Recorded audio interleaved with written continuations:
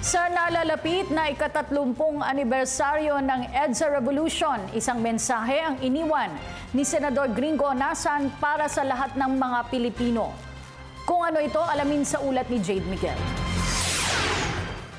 Sa nalalapit na ika-30 anibersaryo ng EDSA Revolution, isang mensahe ang iniwan ni Senador Gringo Honasan na sana wag nang maulit ang kasaysayan at matuto tayo sa mga pagkakamali sa nakaraan. Magugunita na isa si Honasan sa mga kilalang personalidad noong EDSA Revolution. Isaan na sa mga hindi na dapat maulit pa sa kasaysayan ay ang nangyari sa Mama Sapano.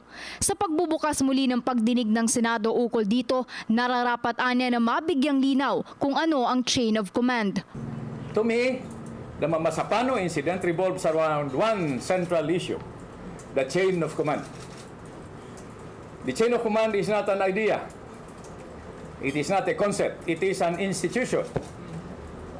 Time-honored tradition that defines authority, responsibility, accountability, command, and control. If that is not clarified in this coming hearing, this will happen again. Samantala, nag-iwan din si Honasan ng payo para sa kabataan na hindi na naabutan ang panahon ng EDSA Revolution. I would advise the young voters to read factual history of what really happened. Ako naman, di ba, I narrate what happened from where I stood.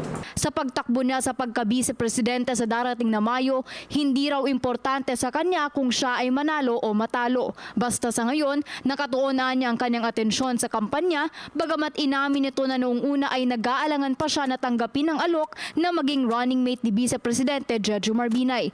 Mahina man siya sa mga survey, ang bentahe raw niya ay ang kanyang 42 taong pagtupad sa kanyang mandato sa serbisyo publiko. Para sa Telebisyon ng Bayan, Jade Miguel.